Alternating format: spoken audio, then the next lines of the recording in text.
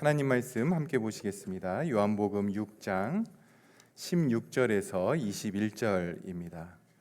신약성경 152면 요한복음 6장 16절에서 21절 말씀.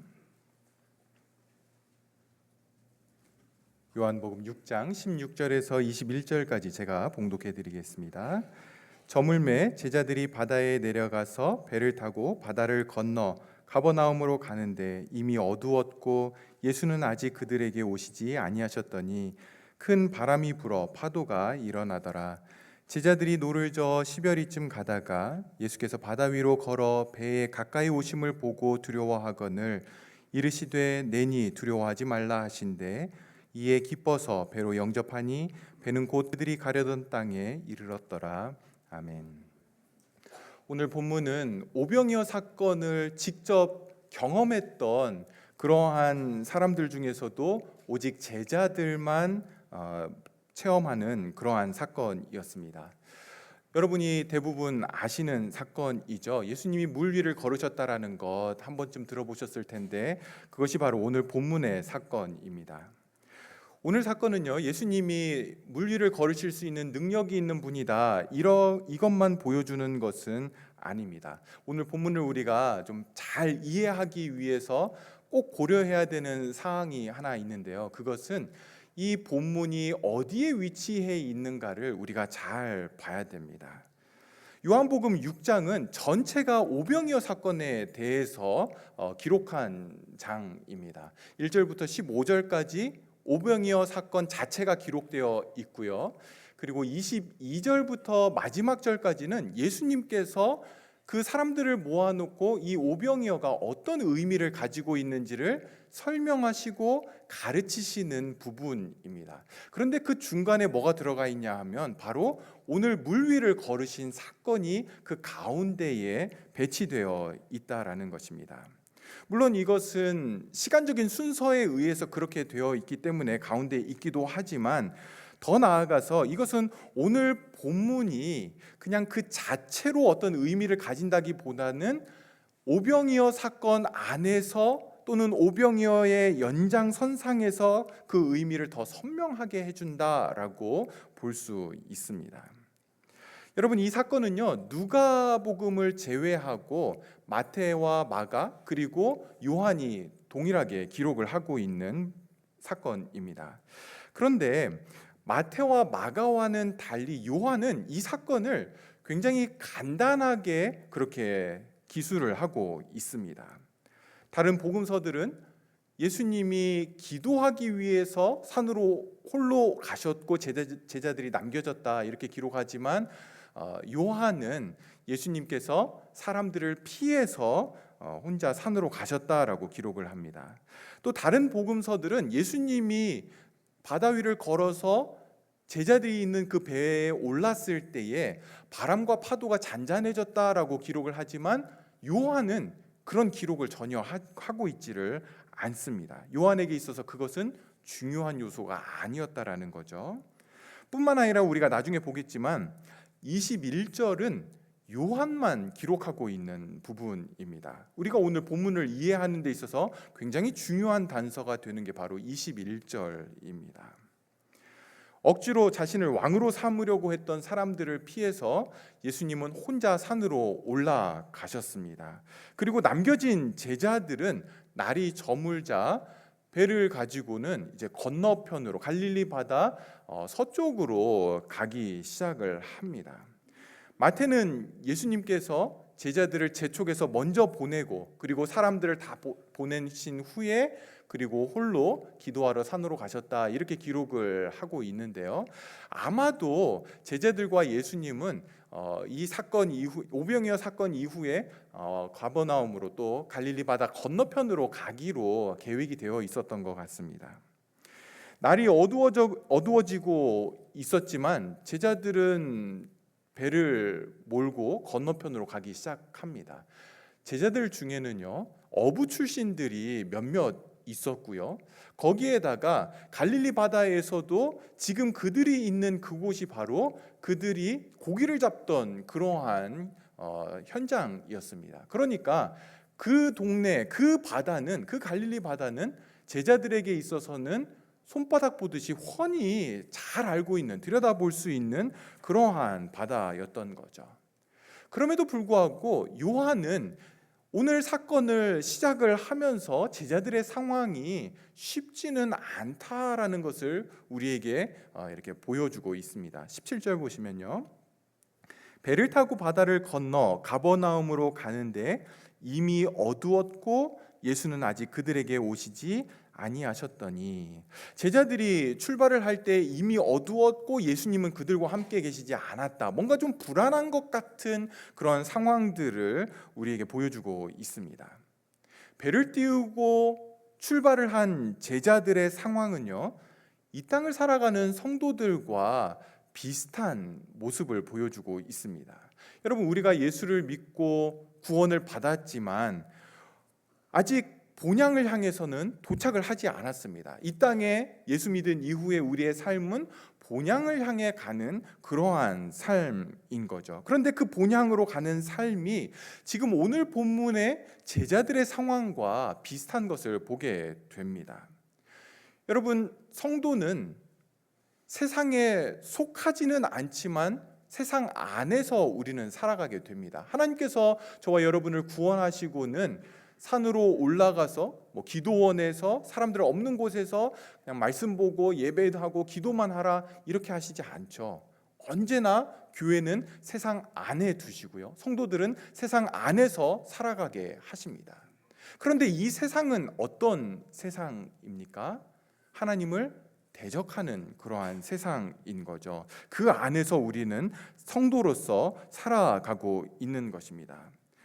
더군다나 하나님을 대적하는 세상은 어두운 그런 바다와 같고요, 또 예수님을 우리가 얼굴과 얼굴로 그렇게 대면하듯 그렇게 느껴지지 않을 때가 성도의 삶에는 여러 번, 그리고 많이 있게 됩니다. 언제든 성도들을 위협하고 위험에 빠뜨릴 수 있는 그런 가능성들이 열려 있다라는 거죠. 다시 말해서 성도들이 이 땅을 살아갈 때 어려움을 만나고 문제를 만나고 고난과 슬픈 일들을 만나는 것은요, 특별한 일이 아니라 그것은 일반적인 일입니다. 언제든지 일어날 수 있는 일이라는 거죠. 삶에 문제와 어려움이 생길 때 왜 나에게 이런 일이 일어나는 거지? 하나님이 날 사랑하지 않나? 나를 버리셨나? 예수님은 어디 계시는 거지? 여러분, 이렇게 생각할 필요가 없다라는 겁니다. 일어날 수 있는 일이 일어난 것뿐입니다. 제자들에게 실제적인 문제가 18절부터 시작이 되죠. 큰 바람이 불어 파도가 일어나게 되었습니다.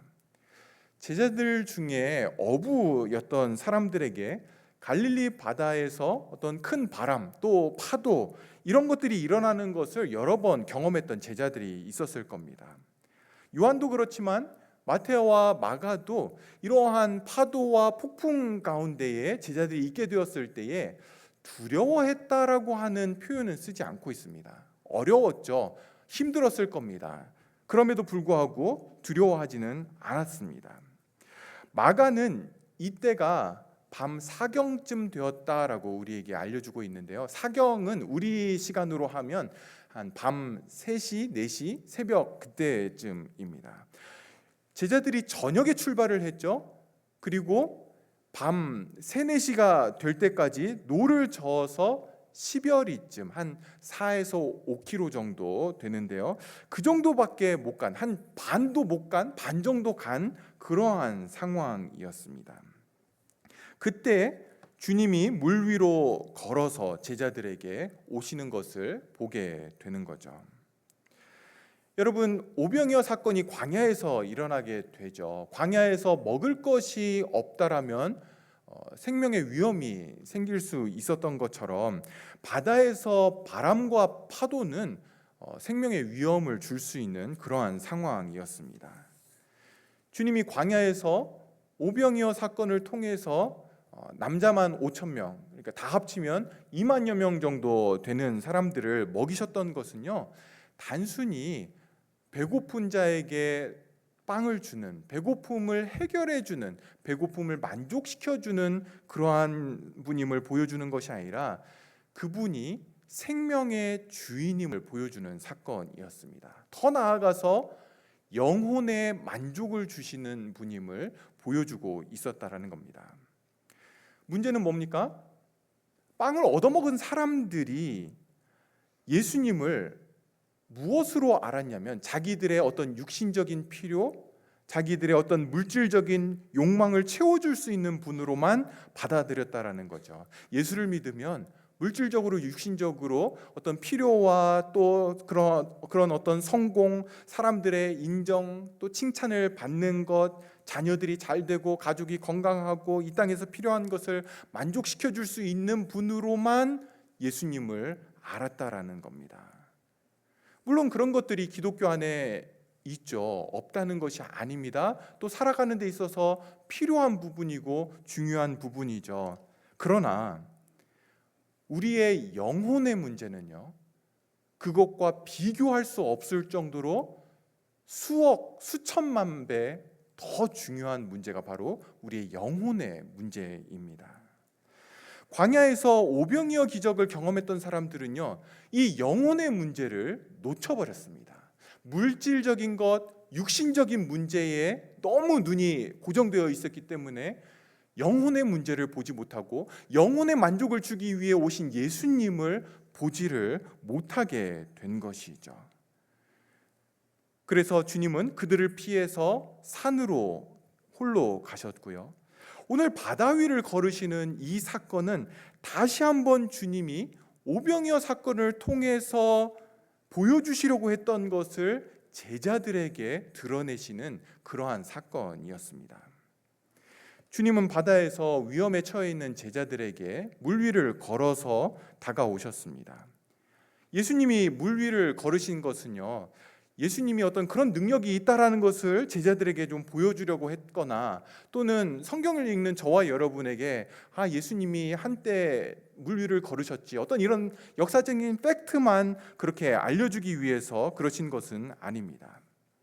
어떤 사람들은요, 제자들이 갈릴리 바다를 건너갈 때에, 배로 건너갈 때에 이 해변을 따라서 그렇게 배를 몰았다. 그래서 밤중에 예수님이 물 위를 걸으신 것은 실제로 걸은 것은 아니고 예수님이 해변을 따라서 이렇게 걸어갔는데, 그거를 이제 밤중이었고 파도도 치고 그런 상황에서 배에서 보니까 마치 예수님이 물 위를 걸으신 것처럼 그렇게 보였다라고 설명을 합니다. 하지만 성경은 분명히 제자들이 노를 저어서 바다 가운데로 10여리쯤 들어갔다라고 기록을 하고 있죠.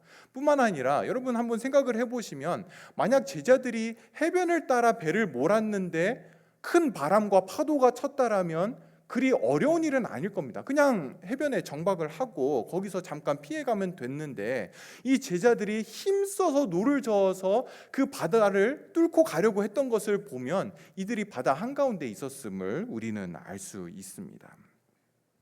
바다 한가운데 바람과 파도를 힘겹게 노를 저어서 거기를 지나가려고 하고 있는 그 제자들에게 예수님이 물 위를 걸어서 오셨습니다. 여러분, 예수님이 수영을 해서 제자들에게 왔었어도 사람들은 놀라워했겠죠. 제자들도 놀라워했을 것입니다. 높은 파도를 어떤 서핑보드나 아니면 수상 스키를 타고 거기에 오셨어도 그것도 놀랄 만한 그러한 일이었죠. 그러나 예수님이 물 위를 걸어서 제자들에게 오신 것은요, 일반적인 사람들이 어떤 뛰어난 능력을 가지고 있다라고 해서, 어떤 탁월한 능력을 가지고 있다라고 해서 할 수 있는 일이 아니었던 겁니다. 사람은 할 수 없는 그런 일을 지금 주님이 하고 계신 겁니다. 제가 어렸을 때 즐겨보던 TV 프로가 있는데요, 퀴즈 탐험 신비의 세계, 혹시 아시나요? 우와 이런, 웃으시는 분들은 옛날 사람들이신데요, 거기서 봤던 나왔던 동물들 중에 제가 아직도 기억하고 있는 동물이 하나 있는데, 도마뱀인데 이렇게 물 위를 막 뛰어가는 그런 도마뱀이 있습니다. 이 도마뱀은 실제로 살아있는 그런 동물이고 중남미 쪽에 많이 산다고 합니다. 근데 이 실제 이름은 바실리스크 도마뱀인데 물 위를 뛸 수 있다라고 해서 예수 도마뱀 이렇게 별명이 붙어 있고 영어로는 Jesus Christ Lizard 이런 별명이 붙어 있다고 합니다. 이 도마뱀을 제가 이렇게 이제 유튜브로 찾아봤는데 보니까 뒷다리가 굉장히 발달되어 있습니다. 1초에 20번을 뒷다리를 젓는다고 합니다. 그리고 다리를 저을 때 뒷다리의 그 발가락이 맞나요? 뭐라고 부르죠? 하여간 그 발가락이 굉장히 길어서 이렇게 휘 저을 때마다 공기를 가지고 물로 들어가게 되는데 그러면 물 안에서 공기층이 이렇게 발생을 하게 되고 그러면서 그거를 딛고 이렇게 이제 물 위를 걷는다고 합니다. 그런 예수 도마뱀도 사실은 3, 4m 정도밖에는 못 간다고 합니다. 그렇게 가면은 다시 이제 물에 가라앉게 되는데요. 사실 3, 4m 가는 것도 신기한 일이죠. 사람은 전혀 할 수 없는 그러한 일입니다. 여러분, 예수님께서 물 위를 걸으신 것은 우리가 어떤 서커스 같은 데 가서 볼 수 있는 그런 일이 전혀 아닙니다. 유연한 관절과 어떤 빠른 스피드, 강력한 어떤 근육을 가지고 있고 어떤 깃털처럼 날렵한 몸을 가지고 있다라고 해서 할 수 있는 일이 아니라는 거죠. 이것은 사람이 할 수 없는 일을 지금 예수님이 하시고 계시고 그걸 통해 제자들에게 오고 있는 겁니다. 신적인 능력을 가지신 분임을, 자신이 하나님임을 지금 보여주고 있는 겁니다. 그런데 예수님이 그런 신적 능력을 가지신 분이라는 것보다, 그걸 보여주시는 것보다 사실 더 중요한 것이 있습니다. 왜 물 위를 걸으셨느냐 하는 것입니다. 여러분, 왜 예수님이 물 위를 걸으셨습니까? 제자들이 어려움에 처한 걸 알고 제자들을 도와주기 위해서, 그들에게 가기 위해서 바람과 파도를 뚫고 또 물이 막고 있지만 그 물 위를 걸어서 지금 제자들에게 가고 있는 거죠. 여러분, 예수님은 제자들에게 항상 마음과 눈이 가 계셨습니다. 그날 저녁도 예수님 없이 제자들이 홀로 배를 띄우는 것을 예수님은 알고 계셨고 또 저녁이 되자, 밤이 되자 바람과 파도가 이는 것을 주님은 알고 계셨습니다. 매 순간 주님은 그의 마음이 제자들에게 가 있었던 거죠. 그리고 큰 바람이 불고 파도가 치려고 할 때에 때를 맞춰서 예수님은 산에서 내려와서 제자들이 있는 그 바다로 걸어서 가셨던 겁니다. 여러분, 16절, 17절을 보시면 저물매 제자들이 바다에 내려가서 배를 타고 바다를 건너 가버나움으로 가는데 이미 어두웠고 예수는 아직 그들에게 오시지 아니하셨더니, 예수님이 아직 오시지 않았다라는 것 무슨 이야기입니까? 출발은 하셨는데 그런데 아직 제자들에게 도착은 하지 않으셨다라는 거죠.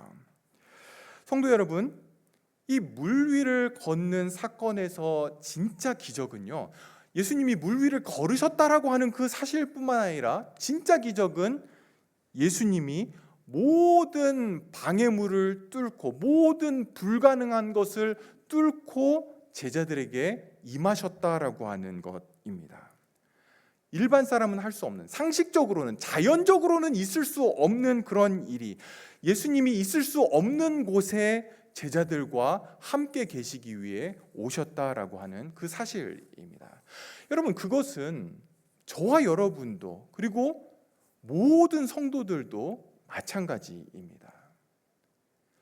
거룩하신 하나님, 죄를 조금도 용납하실 수 없고 죄와 조금도 가까이 하실 수 없는 그분이, 죄는 무조건 그 죄의 대가를 받아내셔야 하는 그 심판주 되시는 그 주님이 우리의 모든 죄와 부끄러움을 뚫고 그것을 짊어지고 우리 가운데 임하신 것입니다. 물 위를 걷는 것과는 비교할 수 없는 그런 놀라운 일을 통해 우리 가운데 임하신 거죠. 생명의 주인이신데, 생명을 주시는 분이신데, 죽을 수 없는 그분이, 죄와 전혀 어울리지 않고 죄를 조금도 용납할 수 없는 분이, 하나님이신 그분이 육신을 입고 죄의 유혹을 다 이겨내고 우리의 죄를 짊어지고 십자가를 지심으로, 십자가의 죽으심으로 우리에게 오신 것입니다. 이것보다 더 놀라운 기적은 없는 거죠. 오병이어를 경험했던 사람들은요, 이러한 예수님이 아닌 예수님이 주시는 빵만 원했고, 빵만 기뻐했고, 빵만 좋아했습니다. 빵만 놀라워했던 거죠. 물 위를 걸으셨다라고 하는 것만 놀라워하고, 그런 예수님이 우리의 왕이 되어야 된다라고 그렇게 여겼습니다. 그러나 예수님은 오병이어 사건도 그렇고, 이 물 위를 걸으시는 사건도 그렇고, 이것을 통해서 그분은 그분 자신을 우리에게 주기를 원하셨던 겁니다. 그분 자신이 우리 가운데 임하신 것을 보여주신 것이죠. 그분 자신이 빵을 주는 분이 아니라 생명의 빵 자체시고, 그분 자신을 생명의 구주로 우리 가운데 드러내신 것입니다. 예수님 자신을 영접하고 받아들이지 않는다라면 아무리 많은 기적을 경험하고 아무리 많은 빵을 예수님으로부터 얻어먹어도 아무 소용이 없는 것입니다. 오병이어로 5,000명이 배불리 먹게 되고, 물 위를 걸으신 것을 통해서 주님이 보여주신 것은 예수님 자신이 생명 자체임을 보여주시려고, 알려주시려고 하는 거지, 기적이 주는 혜택을 받아가라고 하는 것이 아니었습니다. 여러분, 우리가 이것을 어디서 알 수 있습니까? 오늘 본문은요, 어디에서도 예수님께서 제자들이 타고 있는 그 배에 오르셨을 때에 그 큰 바람과 파도가 잔잔해졌다, 이렇게 기록하고 있지 않습니다. 물론 실제로는 바람과 바다가 가라앉았을 것입니다. 왜냐하면 마테오와 마가는 그 부분을 기록을 하고 있기 때문에 그렇습니다. 그러나 요한은 이 부분을 뺐습니다. 중요하지 않다라는 거죠. 중요한 것이 무엇이었냐면 예수님 자신이 제자들과 함께 있기 위해 물 위를 걸어서 오셨다라는 것입니다. 예수님이 함께 하시면 잔잔한 바다든 폭풍이 있는 바다든 그것은 중요하지 않다라는 겁니다. 성도 여러분, 예수님은 우리의 삶에 빵을 주시고 우리의 삶에 있는 파도와 그 바람을 잔잔하게 하시기 위해 우리 가운데 오신 것이 아니라 우리 안에 우리와 함께 하시기 위해서, 우리의 인도자가 되시고 우리를 책임지시는 분이 되기 위해서 우리 가운데 오신 것입니다. 성도는요, 더 이상 내가 내 삶을 책임지는 존재가 아니라 예수 그리스도 그분이 나를 책임져 주시는 존재가 되는 것입니다. 그것이 성도인 거죠. 여러분, 오늘 본문을 보시면 제자들이 언제 두려움을 느끼게 됐습니까? 큰 바람과 파도가 일 때 제자들은 힘겨워하고 어려웠고 굉장히 애를 썼습니다. 그들은 뱃사람이었고 여러 번 그런 상황들을 경험을 했던 거죠. 어려움은 있었지만 두려웠다라고는 기록하지 않습니다. 그런데 언제 두려움을 느끼게 되었습니까? 예수님이 바다 위를 걸어서 그들에게 오시는 것을 봤을 때 제자들은 두려워했다라고 그렇게 기록을 하고 있습니다.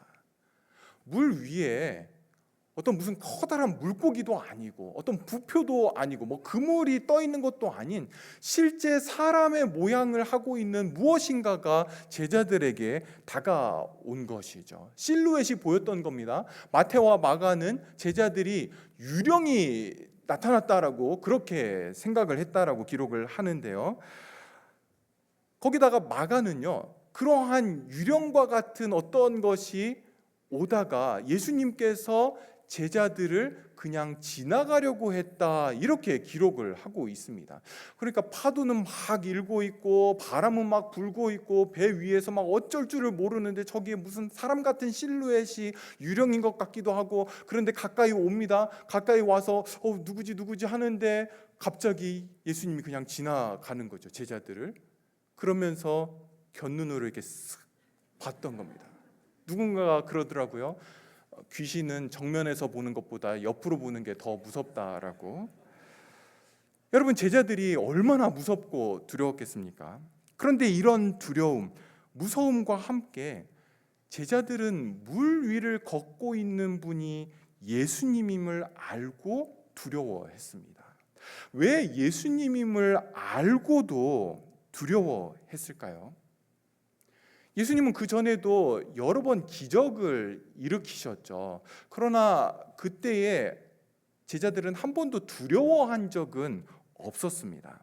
어쩌면 오병이어 사건을 경험하면서 제자들은 신나고 막 흥분했겠죠. 떡을 떼어주는데 자기 손에서 막 떡이 계속해서 늘어나는 겁니다. 물고기를 나눠줘도 또 물고기가 계속 있는 겁니다. 얼마나 놀랍겠습니까? 거기에다가 사람들은 막 환호하죠. 예수님에 대해서 환호하면서 야, 이분이 왕이면 우리는 다시 살아날 수 있다. 로마 군대 이길 수 있다 이러면서 막 왕으로 막 세우려고 하는 그런 움직임들이 사람 안에서 보입니다. 그러면서 덩달아 그 옆에 서 있던 제자들도 같이 막 이렇게 저들은 누구야? 같이 그냥 이 일들을 할 사람들이구나. 뭐 이렇게 인정을 받았을 겁니다.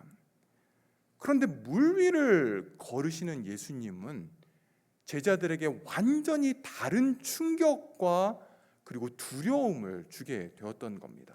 지금까지 알아왔던 그런 예수님과는 차원이 다른 새로운 예수님을 보게 된 것이죠. 사랑하는 성도 여러분, 여기서 저는 여러분들에게 드리고 싶은 질문이 있습니다. 여러분은 예수님을 깨닫고 예수님을 만나고 예수님을 발견하고는 거룩한 두려움에 사로잡혀 보신 적이 있습니까? 여러분이 예수님을 실제로 만난 것처럼 그분 앞에 서서 그분을 깨닫게 될 때에 그분의 신성과 그분의 하나님 되심과 그분의 영광과 그 영광의 놀라움과 위대함과 아름다움에 여러분은 압도되어 보신 적이 있습니까? 그래서 두려움에 사로잡혀 보신 적이, 그렇게 예수님을 만났던 마지막 때는 언제였습니까? 한 번이라도 두렵고 떨림으로 그분 앞에 서보신 적이 있습니까? 그 전까지 예수님은 나의 친구라고, 예수 믿으면 천국 간다, 나 이제 천국 갈 수 있어, 예수님이 나 천국 가게 해주셔, 그렇게 손뼉을 치며 기쁘게 찬양했지만 주님이 실제로 여러분의 삶 가운데 찾아오셔서 여러분을 만나주시고 그분이 하나님이시고 나는 죄인이라는 것을 발견하게 되어서 그분 앞에 고개도 들지 못하고 두렵고 떨림으로 서보신 적이 있습니까? 난 예수가 좋다오, 그렇게 더 이상은 손뼉 치면서 찬양할 수 없는, 고개를 숙이고 어찌할 줄 모르는, 화로다 나여 나는 망하게 되었도다, 주님 나를 떠나소서 나는 죄인이로소이다라고 그렇게 두려움에, 거룩한 두려움에 사로잡혀서 그렇게 하나님 앞에, 예수 그리스도 앞에 서보신 경험이 있습니까? 이러한 탄식은 예수님을 만났던 모든 성도들이 동일하게 경험했던 그러한 경험들입니다. 너무나 중요한 경험이고요, 일생에 한 번은 반드시 해야 되는 경험이고, 그 경험이 진짜라면 성도는 평생을 그 경험 안에서 그 경험들을 해가며 하나님 앞에, 예수 그리스도 앞에 서게 되는 것입니다. 그것이 참되게 예수 그리스도를 만난 모든 성도들의 동일한 경험인 거죠. 이렇게 두려워하는 제자들에게 주님이 다가오십니다. 내니 두려워하지 말라. It is I, do not be afraid. 이렇게 이야기를 하시죠. 우리말 성경은 내니, 그러니까 나다라고 그렇게 기록을 하고 있는데요. 성경 원문에서는 헬라어로 에고 에이미라고 하는 그렇게 표현을 하고 있습니다. 그대로 직역을 하면 내가 곧 나다, 어떤 이런 의미입니다. 에고는 나를 뜻하고요, 에이미는 내가 뭐뭐이다, 비동사 1인칭 단수 현재형 동사를 쓰고 있습니다. 그러니까 내가 뭐이다, 내가 존재한다, 나는 나다, 이런 의미인데 특별히 여기서 현재형 동사를 쓰고 있습니다. 예수님은요, 항상 현재적으로 예수님 자신입니다. 이게 무슨 뜻이냐 하면요, 과거의 예수님, 성경 안에 있는 예수님과 지금 현재 저와 여러분을 만나 주신 예수님이 다른 예수님이 아니라 과거의 예수님이 현재의 예수님이라는 겁니다. 미래에 앞으로 우리가 만나게 될 그 예수님은 100% 예수님인데 지금 만나는 예수님은 한 50% 정도의 예수님, 그렇지 않다라는 거죠. 예수님은 어제나 오늘이나 내일도 영원히 동일하신 그 예수님임을 말씀을 하시는 겁니다. 근데 여러분, 이 에고 에이미라고 하는 이 표현은요, 성경 안에서도 굉장히 오래된 그러한 표현입니다. 특별히 아주 분명하게 나타나는 때가 언제냐면, 하나님께서 모세를 찾아와서 네가 이스라엘 백성들을 인도해서 가나안 땅으로 데리고 가라라고 그렇게 말씀하실 때 이 부분이 나타나게 됩니다. 그 이야기를 모세가 듣고는 너무나 소심하고 너무나 두렵고 이제는 자존감도 다 떨어진 그 모세가, 아니 저보고 애굽에 다시 가서 이스라엘 백성들에게 가서 내가 너희를 애굽 땅에서 인도하여 가나안 땅으로 드릴 거다, 이렇게 이야기를 했을 때에 이스라엘 백성들이 너 누가 보냈는데 이렇게 질문하면 뭐라고 대답할까요? 라고 할 때 하나님께서 사용하신 표현이 이 에고 에이미입니다. 내가 나다, 그가 나를 보냈다라고 대답을 하라는 거죠. 구약 성경에서는 스스로 있는 자가 너를 보냈다라고 대답하라고 이야기를 합니다. 나는 스스로 있는 자다.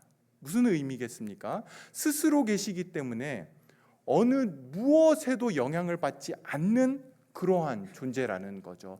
누구의 도움도 필요로 하지 않는다라는 겁니다. 오히려 모든 존재하는 것들을 존재하게 하는 그 존재의 근원이 하나님이시라는 겁니다. 어느 것에도 영향을 받지 않기 때문에 그분은 변하지를 않습니다. 그분 자신이 그대로 영원토록 그분 자체입니다. 그러니까 에고 에임이라고 하는 것은요, 아주 강력한 신적 선언입니다. 내가 하나님이야 라고 하는 거죠. 내가 바로 그 하나님임을 드러내는 겁니다. 성도 여러분, 성도에게 있어서 예수님은요, 길을 보여주거나 길을 열어주거나 길로 안내해 주시는 분이 아닙니다. 진리를 가르쳐 주시는 분 아니요, 생명을 우리에게 주시는 분 아닙니다. 예수님은 길과 진리와 생명 자체이십니다. 우리가 가는 그 길은 예수님을 가는 겁니다. 우리가 가진 진리, 예수님 자신이 우리의 진리이시고요. 우리가 가진 생명, 그분을 소유하는 것이지 그분이 주시는 어떤 뭔가를 가지는 것이 아닙니다. 그것이 성도라는 거죠. 다른 무엇인가가 필요하지를 않습니다. 저희 집에 3살짜리 늦둥이가 하나 있죠.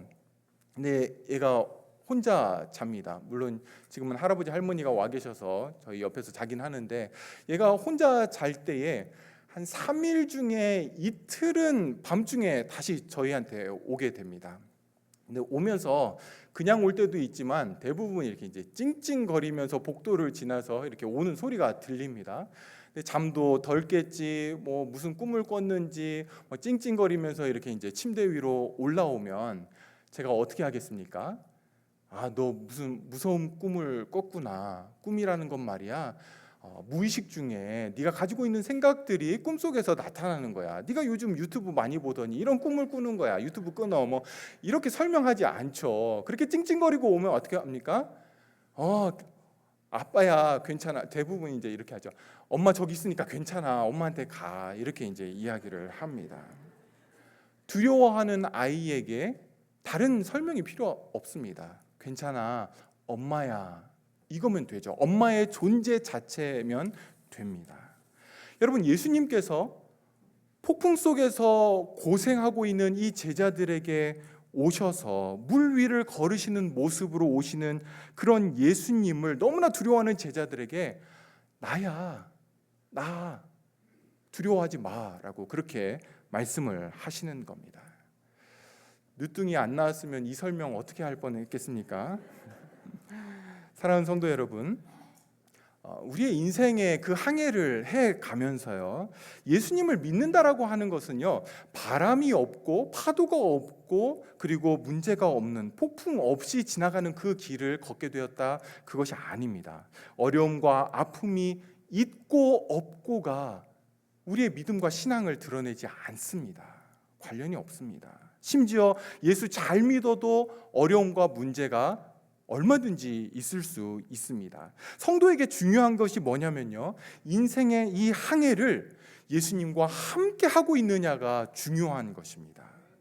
말씀과 기도와 찬양과 설교와 성도의 교제를 통해서 그 안에서 예수님과의 만남을 통해 주님이 저와 여러분에게 It is I, do not be afraid 라고 하는 이 음성을 우리가 듣고 있는지, 그 만남을 가지고 있는지가 중요한 거죠.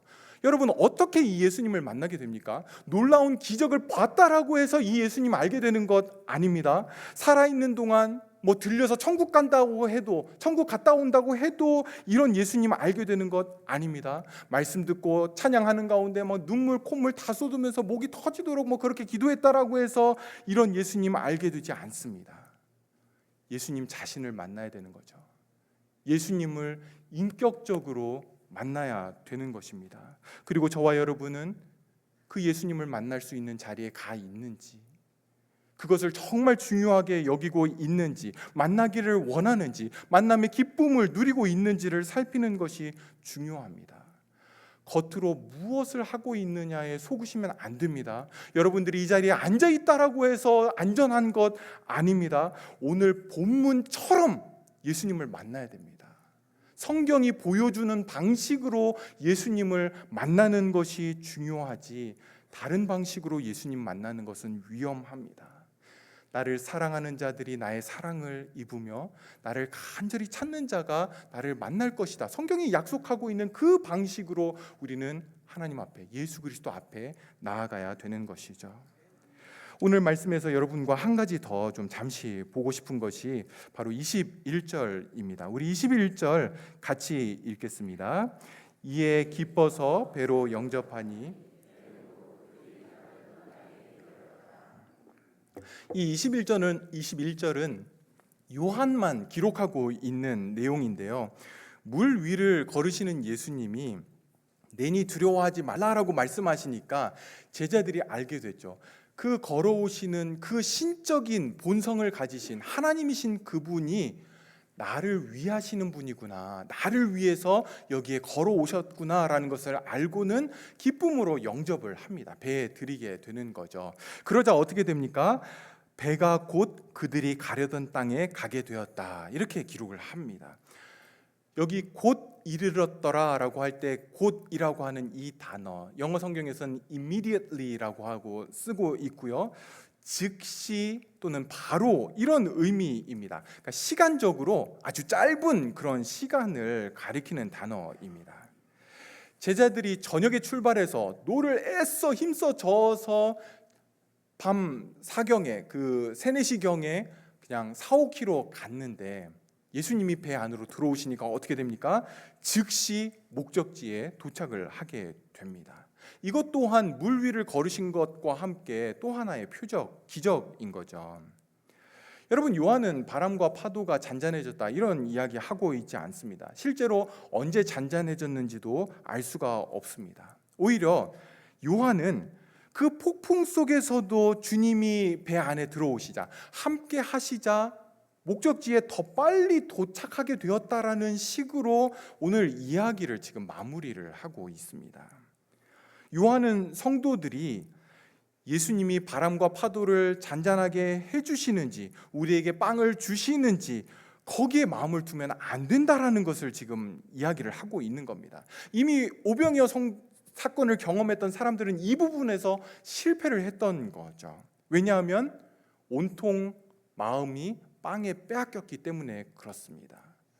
빵에 빼앗긴 마음은 절대로 예수님에게 드릴 마음이 남아있지 않게 됩니다. 사람의 마음은요, 빵에게 어느 정도 마음을 주고 예수님에게 마음을 어느 정도 줄 수 있도록 그렇게 되어 있지 않습니다. 우리의 마음은 하나이죠. 예수님께 드리든지 빵에게 주든지 둘 중에 하나인 겁니다.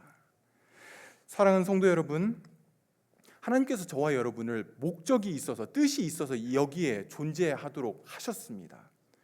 어디에 데려가고 싶으신 거죠. 어디로 가라고 말씀을 하시는 겁니다. 목적지가 있습니다.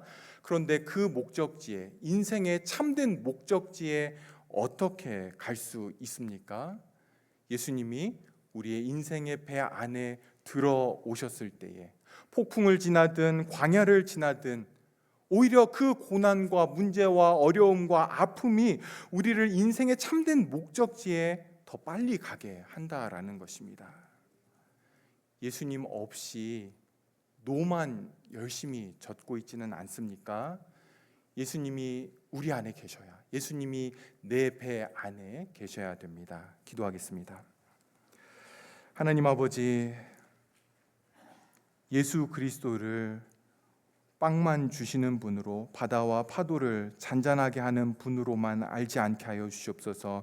우리의 마음이 거기에 빼앗기지 않도록 성령 하나님, 이 시간 우리 가운데 임하셔서 제자들을 찾아오신 그 주님, 우리에게 찾아오시고 제자들에게 내니 두려워하지 말라라고 말씀하신 그분이 우리 가운데도 이 음성 들려주시옵소서. 그렇게 예수님 바라보고 예수님 모시고 살아가는 인생 되게 하여 주시옵소서.